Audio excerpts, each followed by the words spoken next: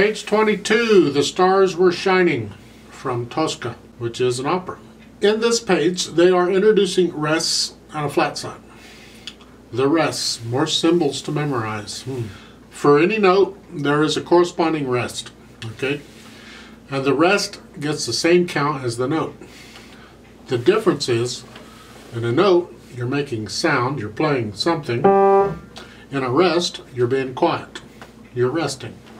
So if you had a quarter note, you'd play something in 4/4 time, it'd be one beat. If I have a quarter rest, I would be quiet for one beat. I used to call it playing the rest.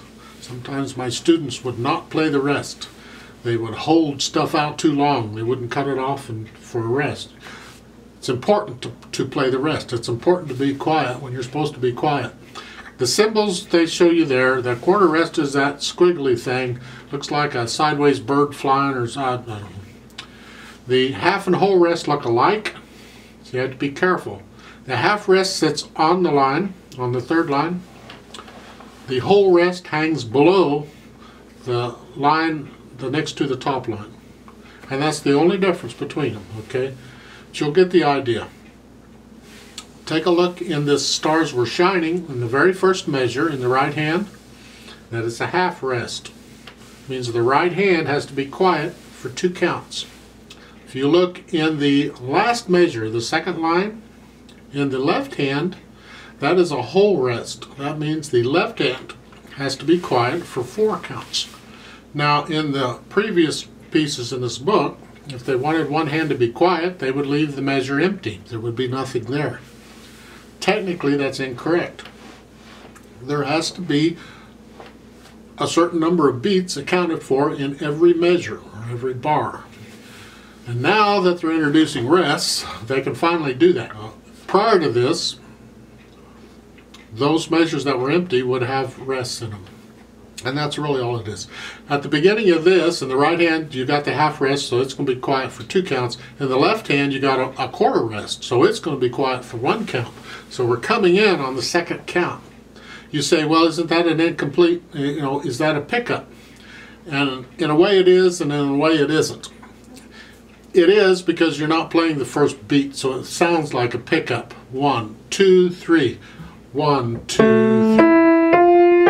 It could sound like a pickup, but technically it is not a pickup because they put the rest in for the first beat, and you have to play the rest. So it's a full measure. Now the flat sign, take a look at it, and it's that they show you the symbol. You just have to memorize it, and it's similar to a sharp sign except you're going the other direction. The flat sign lowers the note 1 key on the piano, white or black.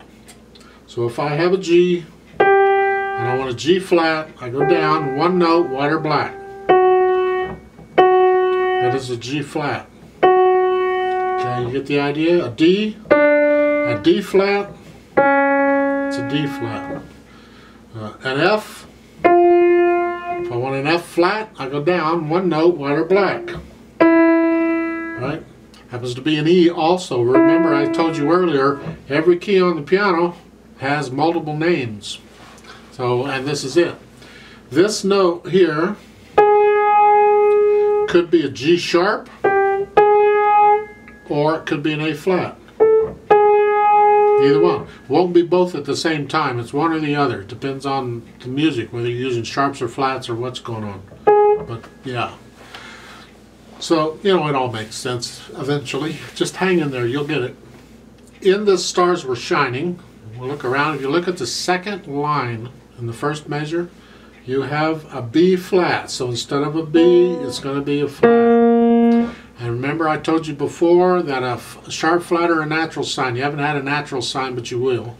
Sharp flat or natural sign, when they're put in the music like this, apply from that point on to the rest of the measure, and that's it. Once you cross the bar line, they're no good anymore.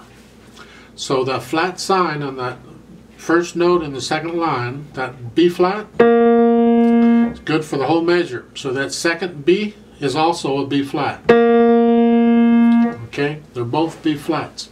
They don't need the flat sign in front of both of them. That's unnecessary. But once you cross the bar line, that flat's no good anymore. So if they wanted another flat, and they do in the second measure, they have to put in another flat sign because it's a different measure. Right?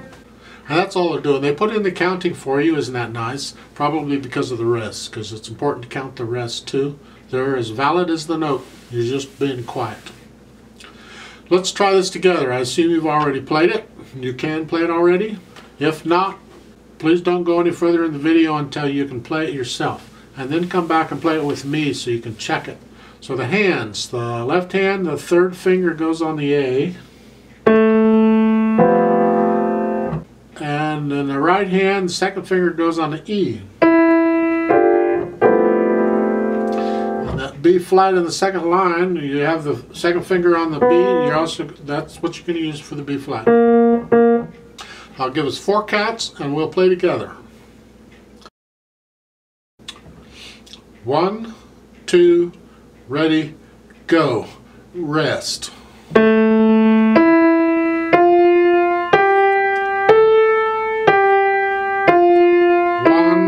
2, 3. 1, 2, 3, 4. Rest.